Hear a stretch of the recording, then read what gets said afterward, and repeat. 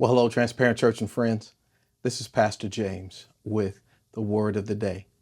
Today I want to spotlight Philippians chapter 2, verse 8 from the New Living Translation, where we find these words. He humbled himself in obedience to God and died a criminal's death on a cross. Well, as we get started this day, I want to use the theme following Christ's example.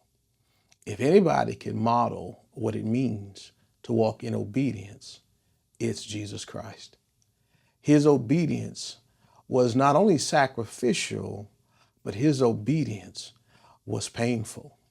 His obedience cost him his life so that we could have life.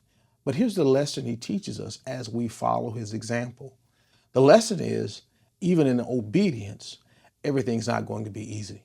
Some think and suggest that so long as you are in the will of God, there is no hurt in the will of God, i.e. pain in the will of God because of a promise. But some of us have lived long enough to understand that even with the promises of God tied to the plan of God, there is pain on our path, but we still must walk in obedience. It's easy for us to say, I will say yes and walk in obedience when things are easy.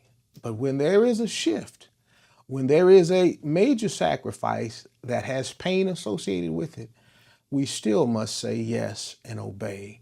Because if we do so, following the model of Jesus, once he obeyed, yes, he gave his life, but that allowed him to be seated at the right hand of the Father. In other words, he got honor after he obeyed. You can't get to the honor without the obedience, even if there's pain. So today, let's learn from Jesus' model. Whatever it takes, be willing to walk in obedience. God bless you.